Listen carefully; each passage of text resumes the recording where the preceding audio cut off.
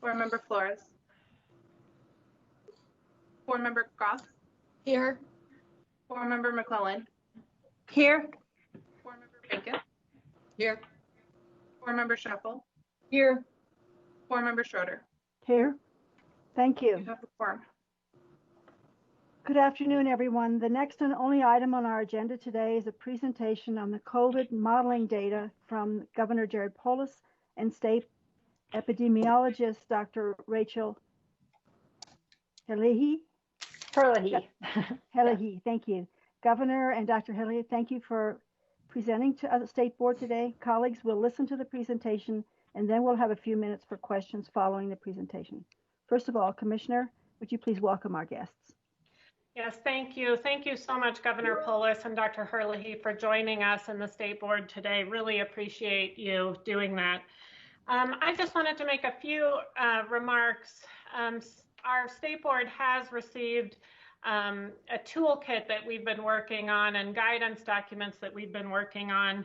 And just want to let the board know that we are, a lot of things are changing and moving quickly.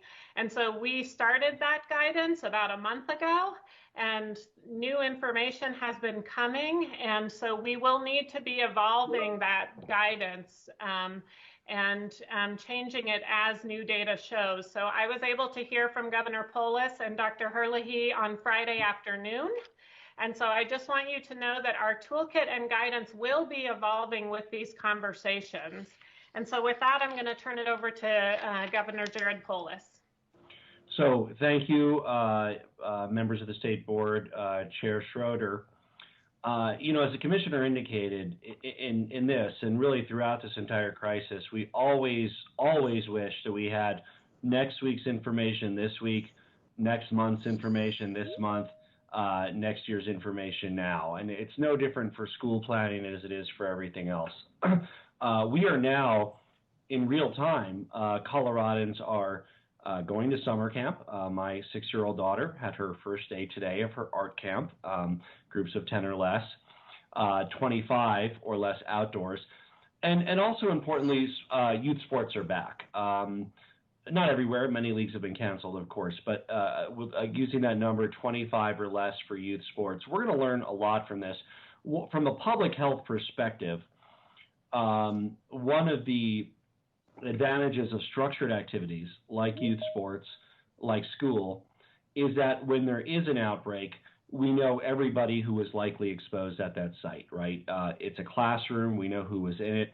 It's a school, we know who goes there and what days they were in attendance. That doesn't lessen the individual health risk for particularly the parents or grandparents of the kids who might contract COVID-19. But from a public health perspective, it is certainly helpful that when kids are in organized sports, as an example, we know the teams they played against, we know who they practice with, and those parents can be warned. I am really bringing you together for an update from our state epidemiologist, Dr. Rachel Herlihy, so you can get under the hood to understand what we understand, what I am briefed on. I would point out that Dr. Herlihy's and Dr. Samet from the Anschutz School of Public Health's models are the most Colorado-specific models that are out there. But of course, and I'm sure Dr. Herlihy as well, look at any model that we can get our hands on. There's many public, national and international models about where we will be. And of course, the truth is that nobody knows where we will be in August or September. And that's why one of the buzzwords I use, and I think we need to use with our friends in education, is contingency planning. You need to be prepared for whatever comes our way. Most likely, and I express a strong sense of optimism, most schools will be back largely in a normal way and largely in a regular fashion. So I use that word mostly and largely because that's not going to be universal. When there are schools that have site-based outbreaks, there, of course, will need to be particular protocols that they go through, likely including a period of time, a week or two, where they go to remote learning before people are tested and readmitted when those outbreaks occur, similar to how, as a state, we would deal with an outbreak at a factory or a large employment site. We have the ability for surge testing, meaning if there's a school-based outbreak, we can then very likely, after the incubation period, include working with public health to test and allow kids to return to the campus environment. But at the meantime, we want to make sure our campus protocols are as strong as they can with the realities of education and the practicality of what superintendents have to do and what kids have to learn, to make it so that outbreaks are less likely to be dozens and dozens of students, that it's likely to be caught early, contained early, ideally at the classroom level, failing that at the school level, and acting quickly and boldly around those issues. So these are kids we're talking about. We know that physical distancing is very hard, especially for younger kids. So I think in terms of what we control and what we don't control, obviously encouraging, desks to be further apart where we can and kids to be distant, but also recognizing the reality that these are kids. And what do we control? And I don't mean the state board, I don't mean the governor, I mean principals and teachers and school districts. They control the schedule, they control who's where, when, and they can really use that tool to be thoughtful to reduce the likelihood of severe outbreaks, meaning not having all the kids together in passing time, not having all the kids together at lunch, not having all the kids together in recess. These are much easier reforms and much easier protocols than trying to do an entirely hybrid model, which some districts are undertaking, and they can absolutely do that, and sometimes parents demand it in an area if they're going to send their kids to school. The only, of course, flip side of that is it's very important that those districts that have that hybrid model do take into account that the kids who have single parents or two parents working need to be somewhere for those other 2 days or 1 day or 3 days, that they're not in some kind of hybrid classroom. It doesn't have to be, if they're getting their full instruction and pedagogical piece, it can be something else, but they do need to be somewhere for that time. But other schools that plan to go back in more or less a normal fashion, it's very important that they do their best to keep cohorts together. So let's say it's a class of 25. Some protocols would include having teachers move from class to class rather than students. If students are going to move, it wouldn't all be at the same time, 5 minutes apart. Students leave and go to the next classroom, come back. We've all seen how elementary school students move through buildings. There they are in their line, and they're going from one place A to place B. I think we almost have to train temporarily, of course, but our high school students will need to move in that fashion. You go from point A to point B, right? And your class goes together in a line. They're not interacting with others. Lunch, there can be staggered times, which is difficult because you'd have to range it from, 10 in the morning to 1 in the afternoon, or they just all have it in their classrooms, which is also very possible. We want to allow that flexibility, but at the same time, reduce the likelihood that schools have to go to remote learning for a period of time, because nobody wants that, right? And yet it will happen, by the way. We all need to go into this clear-eyed. There will be schools that will have outbreaks, and they will likely need to go to remote learning for a period of time till it's safe for the families to return. It's also important to point out that none of these are opportunities for us to learn lessons about what works and what doesn't work. We're learning this summer, right? We're going to learn from team sports. We're learning from day camp. We're learning from sport, all of these. Daycare itself. Daycare is now up to 24 kids, I think. That's for some age group. It's 12 kids, 16 kids, 20 kids. I think the max is 24, but there's at least some that have 24. So flexibility, contingency planning, absolutely critical. I know that's hard on superintendents. I know that's hard. But let's look at the bright side. I always try to be an optimist. It's not as hard as complete unexpected conversion to remote learning that happened all of a sudden last March. So that was really hard. This is going to be very hard. That was extremely hard. So if they can do the planning, it will be a little bit better. But it's not easy for anybody. That's another important message before I turn it over to Dr. Herlihy. This is not just something that teachers and superintendents are doing. We are all feeling the burden of this across society. I mean, whether it's families that are worried about their jobs, whether it's first responders that are risking being exposed, whether it's overworked hospital workers, whether it's people that are just going without, the things that we love about life in Colorado because they're too dangerous for them to do. Everybody is stepping up.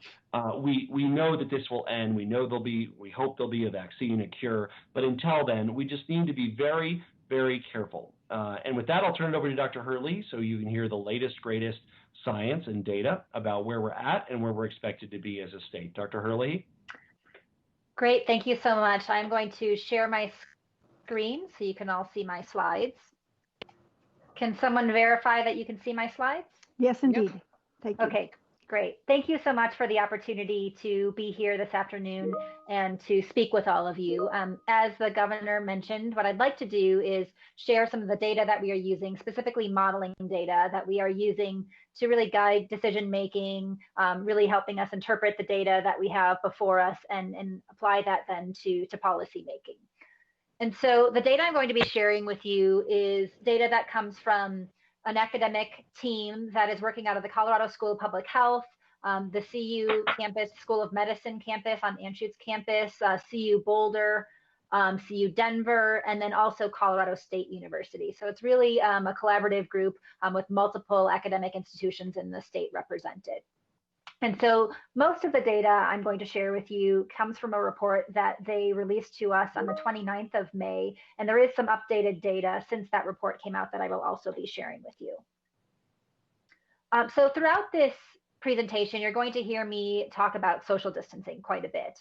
And I'm going to talk about social distancing in terms of percentages, with 0% representing free mixing of society, so 0% social distancing. And then at the other end of the spectrum would be 100% social distancing, which would be really complete isolation of individuals, so individuals not interacting with each other.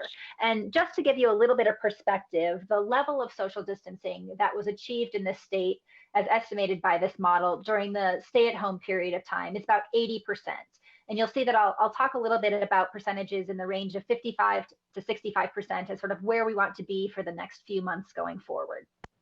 And so the model estimates social distancing parameters as this percentage I mentioned, which really reflects changes that are influencing the transmission of this infection. And so they really represent changes in behavior that have occurred and changes in hygiene that have occurred. And one way that we measure social distancing, a surrogate measure of social distancing, is mobility data. And so this is one of the tools, and I'm not going to spend a whole lot of time talking about it today, but one of the tools that we've been using to really understand movement of the state in the state is cell phone data, is also CDOT type data that shows us how much people are moving around and helps us understand level of movement compared to baselines.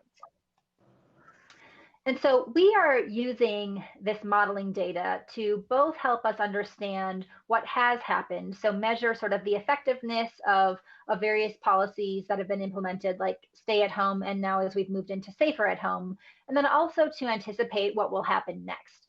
And so when we talk about what will happen next, we're both looking at what we might expect for the more recent periods of time with safer at home, but then also trying to understand what this fall could potentially look like. And so the model that this School of Public Health and CSU team has developed is really based on hospitalization data. So they use hospitalization data because it's really a pretty stable measure of the true burden of disease that is occurring in the state. It's a measure that is not biased by the amount of testing that's occurring.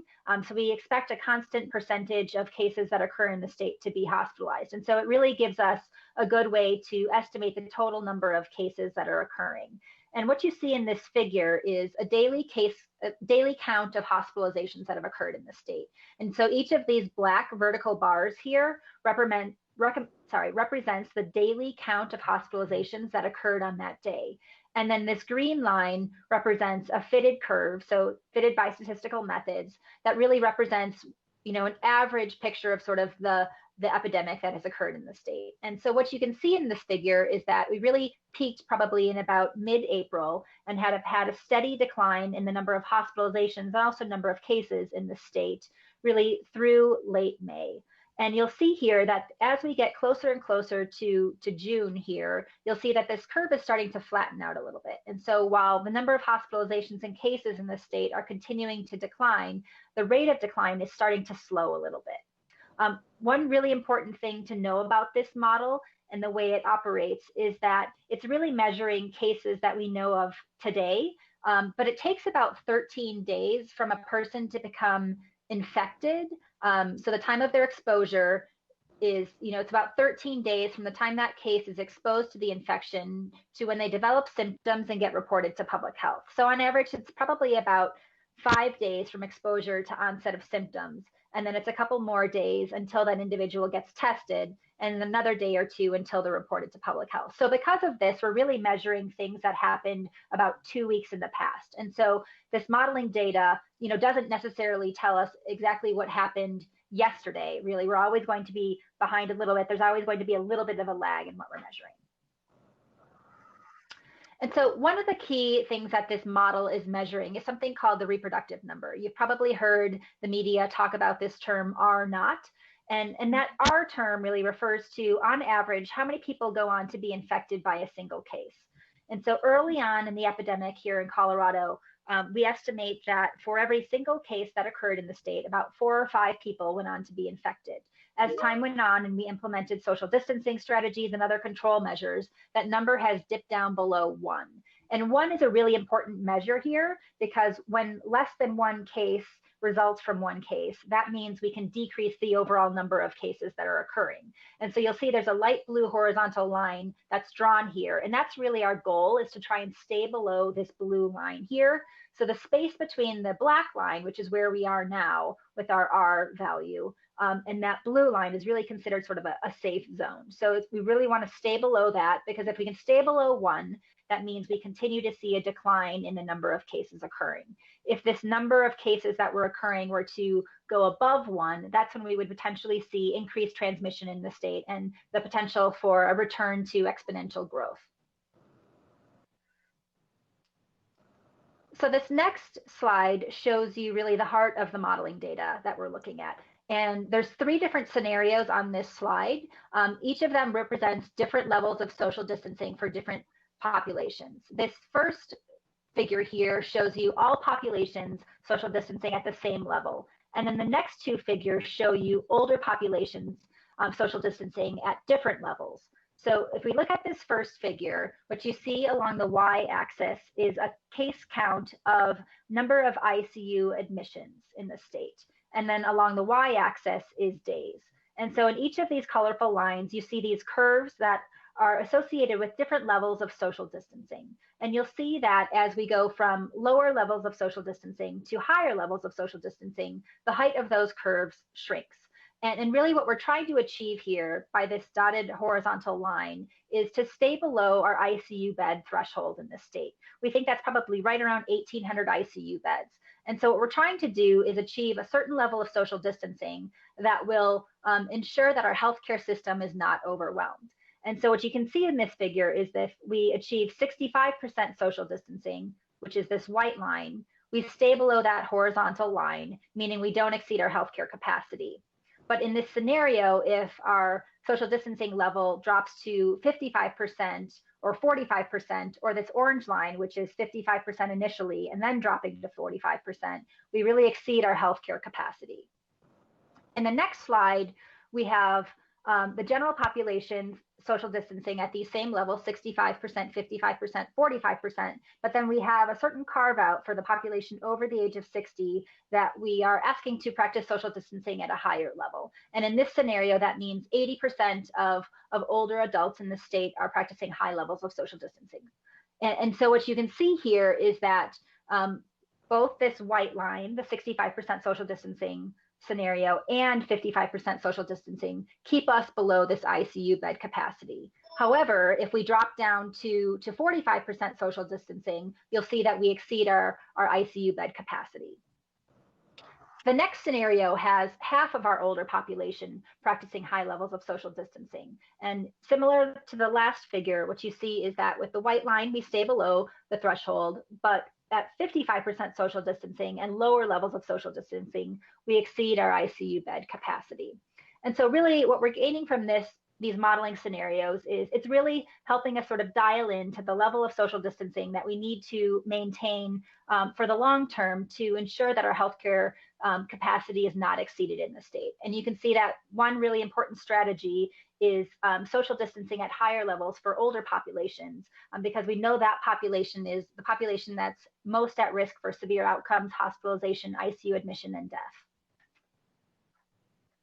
And so a couple of summary items here. So high levels of social distancing, 60 to 65% will be needed, along with mask wearing and increases in case detection and isolation in order to avoid exceeding our healthcare capacity. Older adults maintaining high levels of social distancing is critical. At low levels of social distancing, so 45%, we risk exceeding our hospital capacity this summer, even if older adults maintain high levels of social distancing. Around mid-August, the date at which schools are generally open, the epidemic curves under all scenarios are starting to rise. In most scenarios, we expect the next peak to be larger than the April peak we experienced. So this next slide shows you the impact of wearing masks. And so this is really referring to individuals of all ages. The recommendation from CDC for mask wearing is individuals above age 2. And so if you look at on a population level, individuals in the state wearing masks at 50%, 65%, or 80% when they are out in public, you'll see that there's a difference in how we are able to maintain or decrease transmission occurring in the state. So the same horizontal line refers to our ICU bed capacity in the state. And you'll see if at the level of 80% individuals are wearing masks, we stay below this threshold. If we go to 65% in this particular scenario, we exceed the ICU bed capacity, and 50% also exceeds the ICU bed capacity. You know, and each of these scenarios is different. In this particular scenario, we also have case detection isolation in place, and half of individuals over the age of 60 are social distancing. So it looks different with each scenario, but it clearly shows the impact of wearing masks in public at different levels. So a couple of conclusions. The updated model findings indicated that COVID-19 continues to decline in the state, but the declines have begun to slow. The reproductive number remains below 1, indicating the number of new cases per day is continuing to decline, though at a slower rate. Modeling projections that extend into the summer and through November continue to indicate a need for social distancing of at least 65%, unless most people 60 and older maintain high levels of social distancing as seen during the stay-at-home period. And at that point, if we have that high level of social distancing with older adults, that means we can potentially have social distancing for the rest of the population around the level of 55%. Relaxation of social distancing to lower levels, so around 45%, is predicted to lead to a surge in sick people in excess of hospital capacity by midsummer, even if implemented with mask wearing, increased case detection and isolation, and higher levels of social distancing by all older adults. In most scenarios, we predict the next peak to be larger than the April peak that we experienced. Now, the model findings indicate that increased mask wearing is beneficial for controlling the COVID-19 epidemic, though we do lack the data needed to really understand what the extent of mask use is by Coloradans right now. So in that model, I showed you levels from 50% to 80%. At this point, we don't have an exact measure of what level of mask use is occurring in Colorado. So key messages, as May ended, is we are still at a very uncertain and critical moment, but we have done well. We've been able to really decrease that R value below 1 and keep it there with the safer at home practices in place. Greater distancing among older adults is critical, and enhanced mask wearing should be encouraged. So as far as translating these model findings to public health action, there's really 3 key actions for Coloradans. The first is that we really need individuals to be tested. And that really is because the more individuals are tested, the more individuals know of their results, modify their behavior. Those results are reported to public health. We're able to do contact tracing work and ensure isolation and quarantine are occurring, meaning that we're really able to have a greater impact on the epidemic when more individuals are being tested and public health knows about more individuals. Second is wearing a mask or a cloth face covering. Third is practicing social distancing, especially for older adults and other people who are at risk of severe illness due to COVID-19. So continued social distancing at 65% will prevent our healthcare system from being overwhelmed. And it's especially important for older adults to practice social distancing. Older Coloradans have the highest risk of COVID-19 hospitalization. Adults age 60 plus account for about 50% of hospitalizations that are occurring in the state, but only about 21% of the Colorado population. And the risk is even higher for those that are over the age of 70. And that is shown in this figure here. So this shows you hospitalization rates on the y-axis, and then shows you dates here along the x-axis. And what you can see is that really the highest rates of hospitalization are occurring among the oldest Coloradans. So those over the age of 85, and then down to the 75 to 84 year group, 65 to 74, and then 50 to 64, and then drop off pretty substantially to the 18 to 49 and below group. And this is a pretty staggering statistic in that 9 out of 10 COVID-19 deaths in Colorado have occurred in adults 60 years of age and older. And this is really shown in the death certificate data that we have in the state, and that's available on our website. You can see that the overwhelming number of deaths that have occurred in the state due to COVID-19 have been above the age of 65 here. So, and this is very important with reference to schools. The risk is not so much for the children. It is within normal risk parameters for children at school. However, you have staff at schools that are in their 50s and 60s. And of course, there are parents and grandparents that kids live with and associate with. For schools, and schools have teachers in their 20s and 30s too, of course, and the risk is substantially lower. There should be a priority for teachers that are in their 60s or 70s, and of course there are some in their 60s and 70s, and even going down to 50s depending on the district, where those teachers should have the opportunity to do the remote learning teaching. They should be given preference for that so that they are less likely to put themselves at risk than the teachers that are in their 20s, 30s, and 40s. And some will want to and some won't. Some don't want to teach online. But just as we're doing across society, if there are, if you work in a grocery store and you're over 65, the grocery store should give preference to people over 65 for positions that don't interface with the public, meaning back office, whatever it is. We should do the same. Our district should do the same as employers in public education, because, and one more thing about this, it is not just pre-existing conditions. Age itself is the risk factor. At any age group, the pre-existing condition increases the risk, but age itself is the pre-existing condition and there's various theories about how and why. It's not just the hypertension and the conditions associated with age. Dr. Hurley and her colleagues have separated those out. Age itself is a risk factor. And I think that's definitely a really important point, in that we know that even older Coloradans that are perfectly healthy and have no chronic medical conditions are at risk of hospitalization and death, probably more than 5 times younger populations. And so there certainly is increased risk that is independent of those chronic diseases. So I want to switch gears and talk a little bit about COVID-19 and children. In the US, about 2%, so a small number of confirmed cases have been among children, but we know that children are really much more likely to have a mild infection or even an asymptomatic infection. We know that on average, we estimate probably somewhere in the range of 35%, though I've seen estimates higher than 50% of people have asymptomatic infections. But for kids, we actually think it's higher than that. So we think on average, they're more likely to be asymptomatic. In kids, most infections are mild, and that's really the same as the older population. Most infections are going to be mild, but in kids, about 5% may be severe, and it's somewhere less than 1% of those infections ended up being critical. There certainly are risk factors for severe disease in children. Infants, so those less than 12 months of age, are going to be at greatest risk for severe illness. And then children with lung disease, including moderate to severe asthma, heart disease, and immunosuppression. So, and that can include kids who have a cancer diagnosis and who've been on chemotherapy, or kids that are on steroids chronically. Those kids are going to be at increased risk for severe disease. It appears that milder illness or asymptomatic illness or infection in children is likely due to a less intense immune response. So there's a cytokine storm that seems to occur, a dysregulation of the immune system that seems to occur more often in older adults. But it also appears that there's less viral replication and fewer virus receptors. There are these ACE2 receptors that are really the place where the virus enters our body, and there's fewer of those in children than there are in adults. And I want to spend just a second talking about the multi-system inflammatory.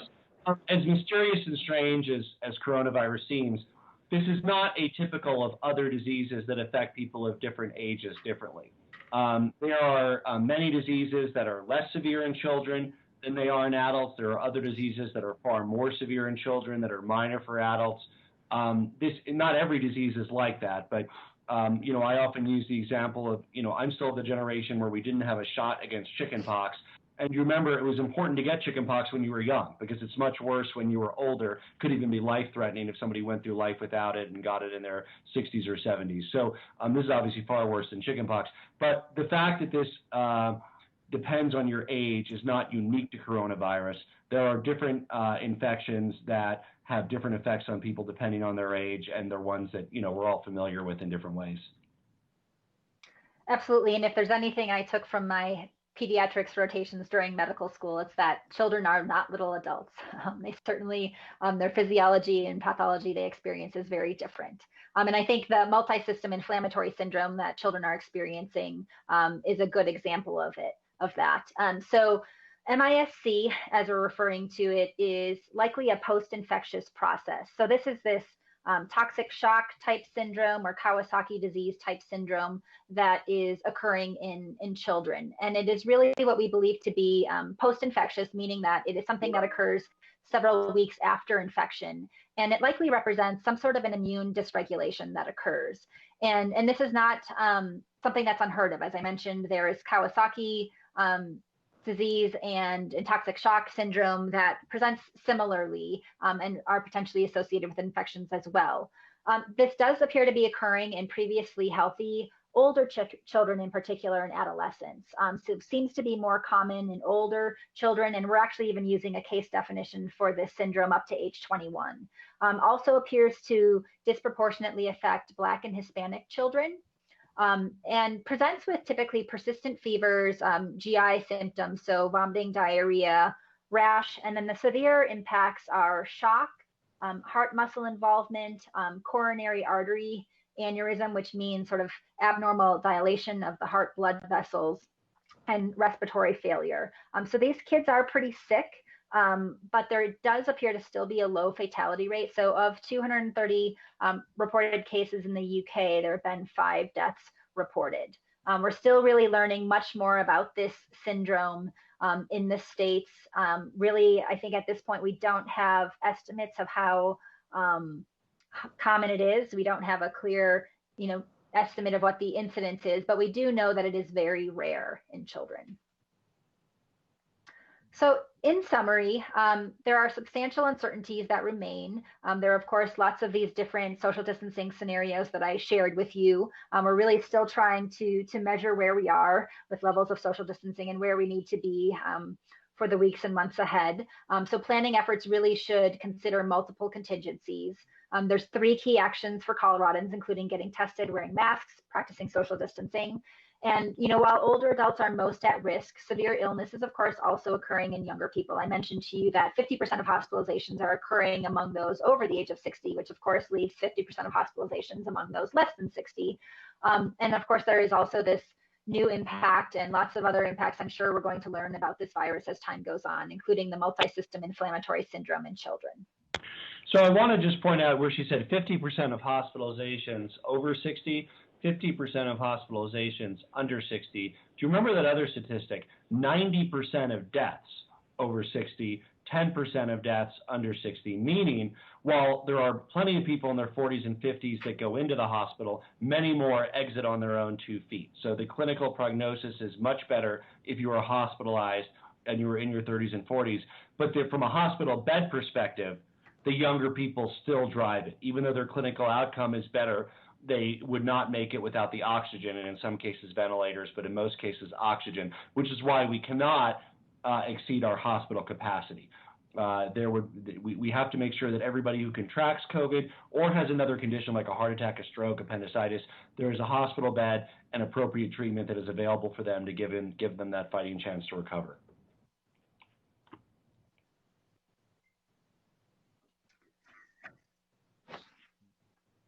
And I would be happy to take any questions you might have. Thank you, Dr. Herlihy and Governor Polis. I think I'll go down the line among colleagues and give each of us an opportunity to ask questions. Board Member Sheffel, do you have some questions?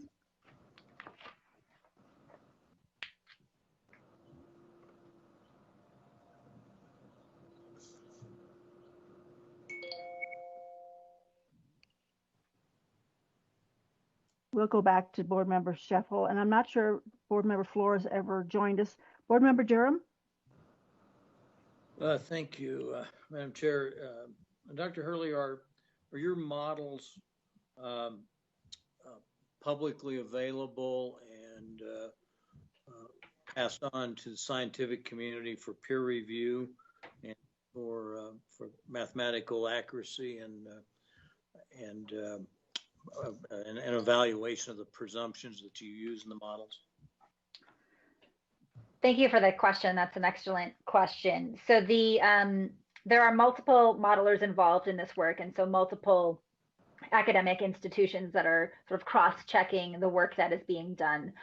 The work has not been published at this point in the peer-reviewed literature, but certainly is out there and is published on a website for review. And we absolutely encourage scientists to review the work that is being done. And I will, before I leave the meeting, make sure all of you have access to the website, the Colorado School of Public Health website, where these reports are available.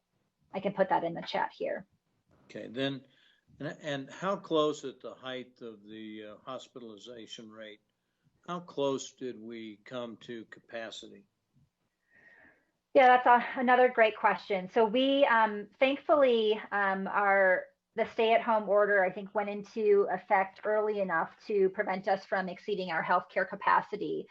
There were certainly lots of nervous phone calls from ICU doctors, hospital CMOs that we were receiving in the weeks leading up to our peak in the state. They were very concerned that we potentially had, not much more than a week to go before they were going to experience their ICU beds being exceeded. I think one of the important things to keep in mind, though, is that, this wasn't a uniform experience across the state, and it certainly won't be going forward, meaning that, we had lots of our ICU beds in the Front Range were exceeded at one point, or nearing being exceeded at one point, and then also in some of our mountain communities, but in other areas of the state, not as much.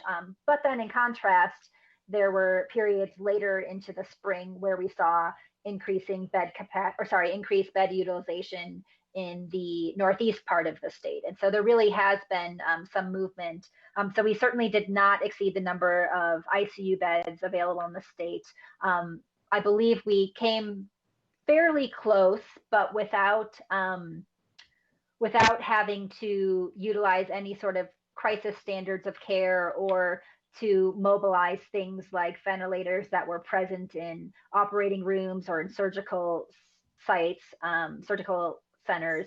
So we really were able to maintain standards of care with the ventilators that are in licensed ICU beds in the state. So, and you attribute that to the stay-at-home order, but as a practical matter of fact, countries and states that use less draconian methods they didn't exceed their capacities either. And without some sort of control group study, how can you conclude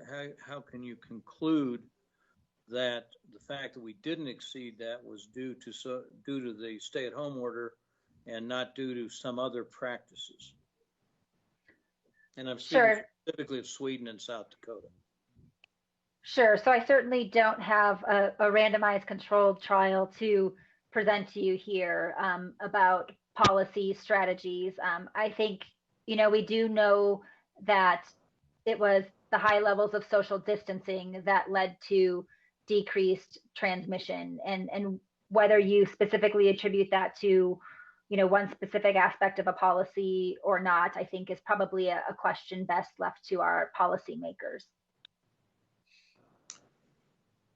I'm sure you'll appreciate the fact that it's difficult for policymakers to take a gamble that they might somehow or another be accused of being responsible for a number of deaths when they're and the reliance on information presented by people in your position. It's hard not to take it because the penalties for being wrong are fairly serious. But as a practical matter, we've done significant damage to our economy. We've done significant damage to our children's education. And at some point, you have to do a careful evaluation of and trying to balance those interests. And I think it would be helpful if we received a few more options. And for example, as you noted, the state, there were very different conditions in different parts of the state, and yet we had one statewide order. Is there any chance of trying to undo some of that? Yeah, so I would certainly, I think, first defer to our policymakers. I think, my role here is to develop the epidemiologic data and share that with our policymakers. I do think, though, that there certainly are variance processes in place. And is that the governor? Please go ahead. Yeah. So that's more of a policy thing, Steve. So yes, for instance, restaurants have been open in Mesa County very early. They have larger troops going back. I'm using Mesa County as an example because I think they had 3 cases of coronavirus in the last week. There is not evidence of widespread community spread. There are 20-some counties that have what we call variances, where because of a lower risk of community transmission, they are ahead of the rest of the state. So restaurants everywhere are open, but they were already open in probably 10 counties before they opened everywhere else. So we are encouraging areas that have low viral count, that their county health departments on top of the situation, meaning they have testing and can catch it early warning systems. They can move as fast as they are comfortable going, knowing that they won't oversee their hospital capacity. We take that into account too. They have to talk to their local hospital to make sure that they have the capacity. Well, I've just observed, I've been to a few of those restaurants, and none of them are going to be able to survive economically with the restrictions currently in place. You just can't bring in enough people.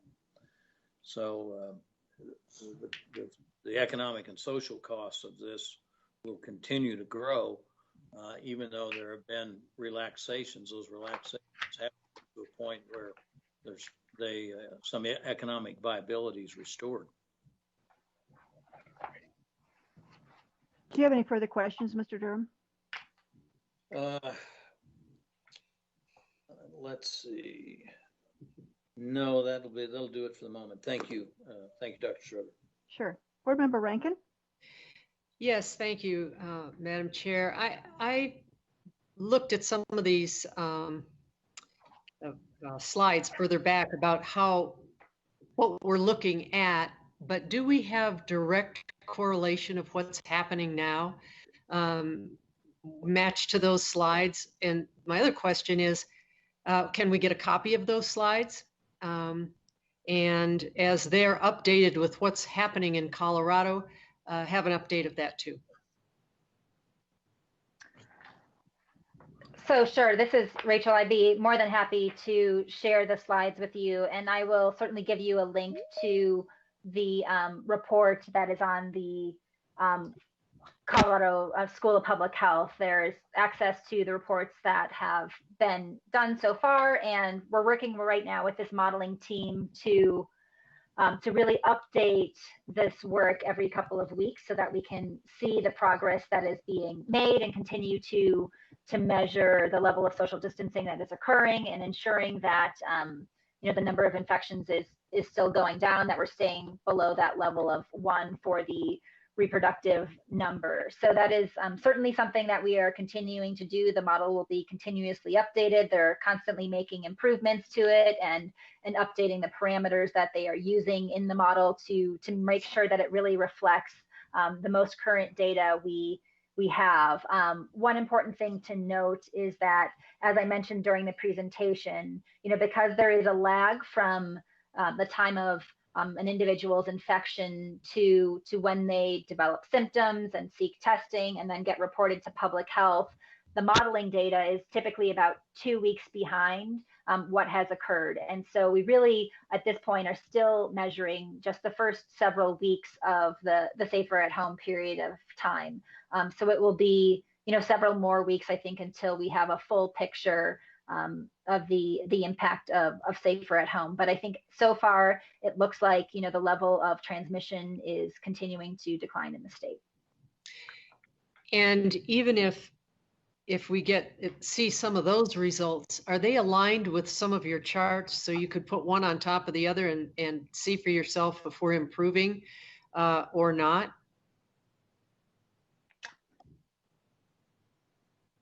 I'm not sure I necessarily follow the question.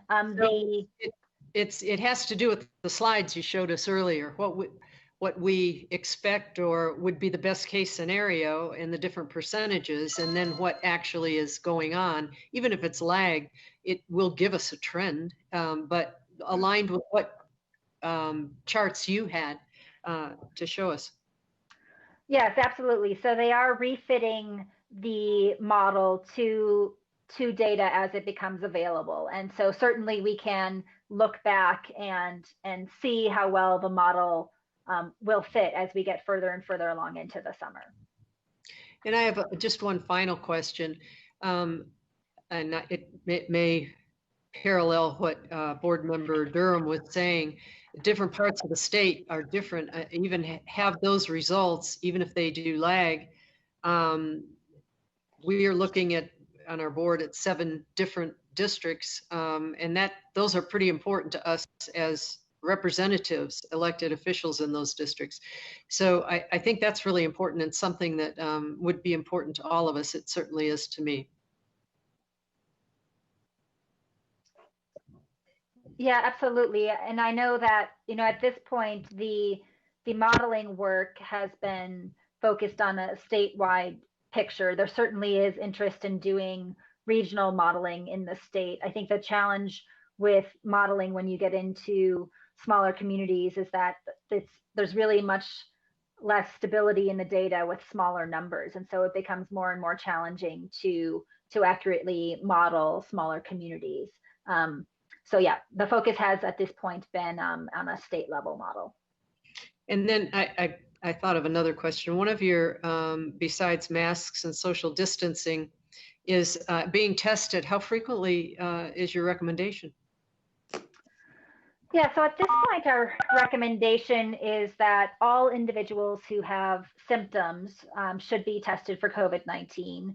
We are also recommending that individuals who are asymptomatic but have had contact with a case of COVID-19 should be tested. And the optimal timing there is probably about 7 days after your exposure. We think that probably allows for enough time for individuals to have a positive test result, but also identifies them early enough in their infection, even if their infection is asymptomatic, to allow control measures, you know, ensure that those individuals stay home, isolate, and don't go on to transmit their infection to others.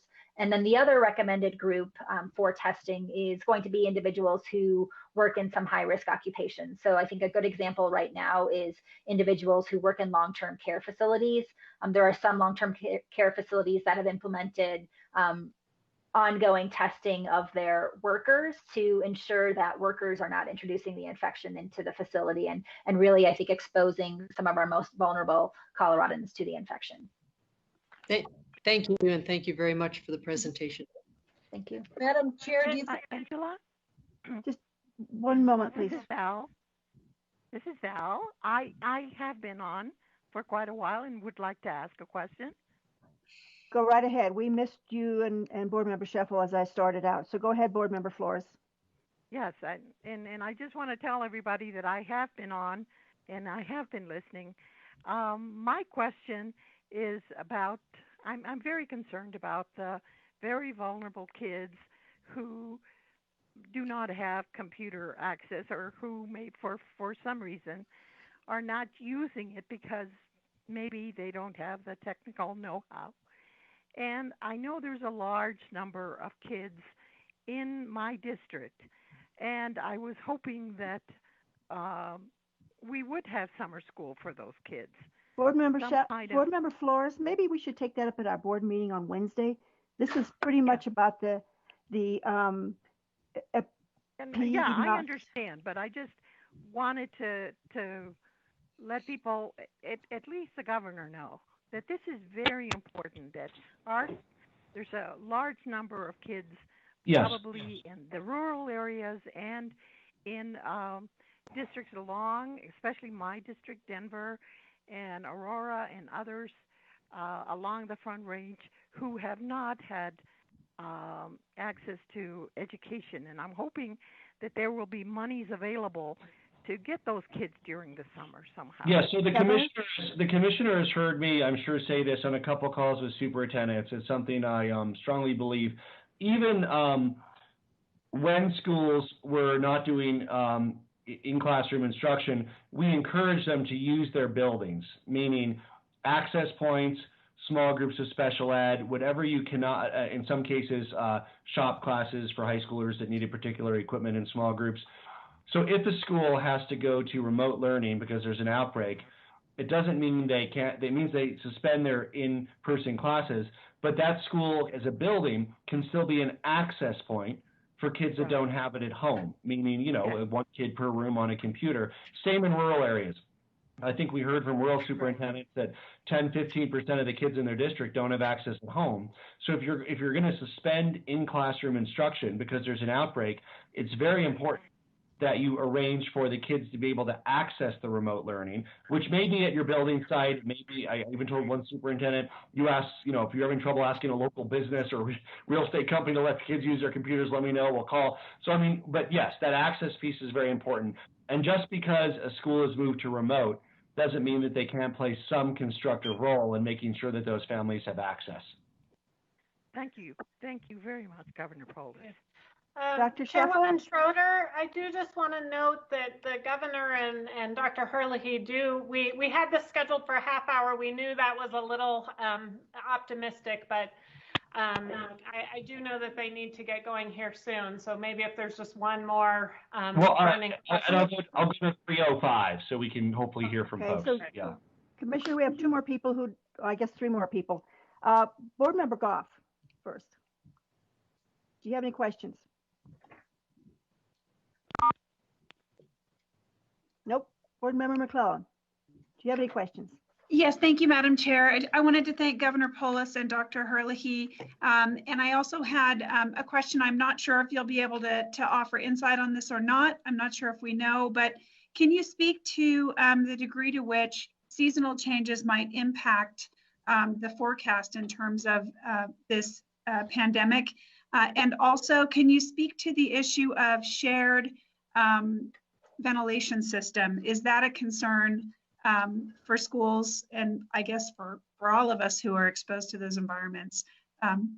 If to the extent that we know, is there any insight on those two considerations? Sure. So to your first question on seasonality, so there's still a lot we need to learn about this virus.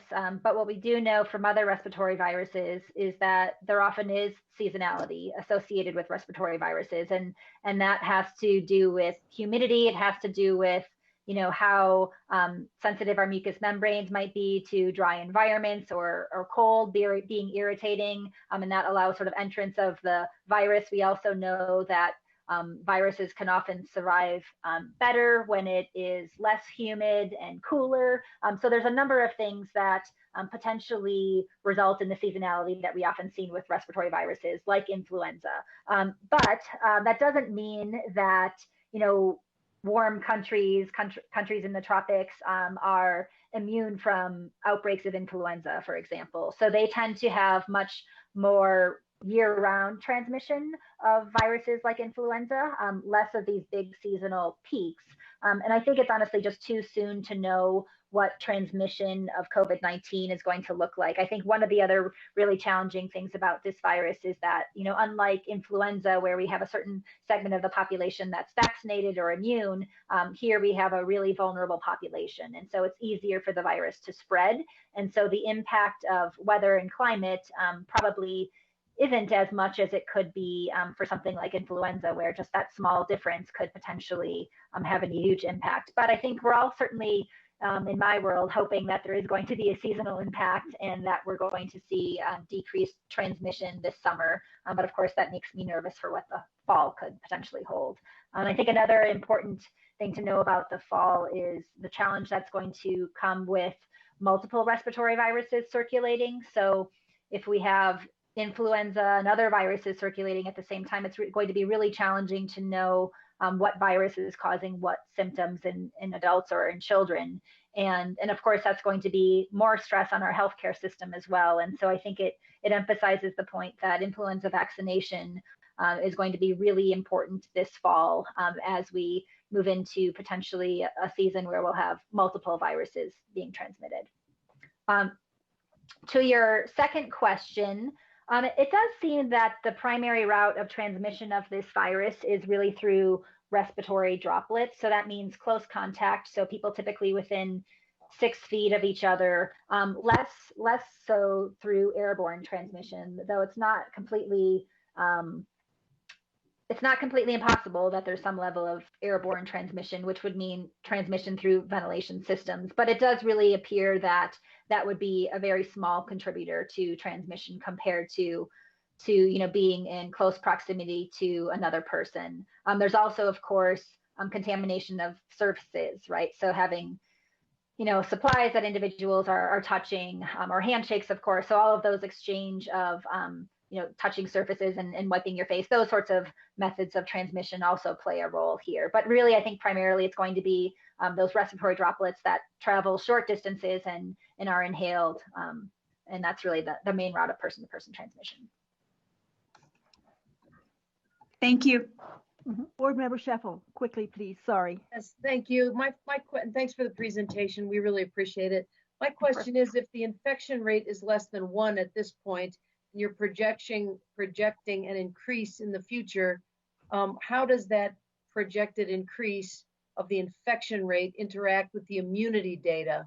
Because I think what we're hoping is that people are exposed to the virus, some are succumb to it, but many get immunity to it, and so they don't have symptoms and they don't get really sick. They may get a little bit sick, but they're not at risk of having to go in the hospital or something. So how does the infection rate data interact with the immunity data in your model? Yeah, that is a great question, and that is a fundamental component of this type of model.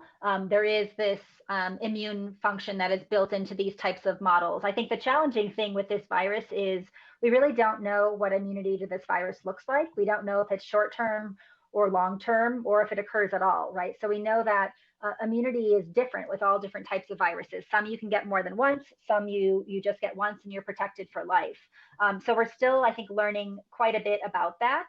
But these types of models that we're using are called SEIR models, and they do account for increasing levels of immunity. And so I think it's important to know, though, that the level of infection that has occurred in the state so far is probably just about 3% of the population. So really only a very small percentage of Colorado's population, we estimate, has been infected at this point. So even if we have long-lasting, durable immunity to this virus, it's still only a very small percentage of our population that has been infected and could potentially be immune.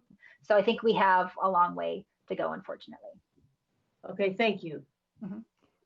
So, Dr. Herlihy, thank you so very much. I'm going to withhold questions because I am confident that we are out of time. Governor, great to see you, and thank you for providing this for us. This has been really helpful, I hope, to the board. Anything else urgent? No, thank you for the dedication of the board to our kids' education. It has been challenging. It will be challenging. And while it'll be a lot closer to the norm in the fall, this contingency planning piece is very important because people need to be prepared for what might happen in certain areas. Great. Thank you so much. So we stand in adjournment until June 10th, which is just a couple days from now. Thank you all. Thank you.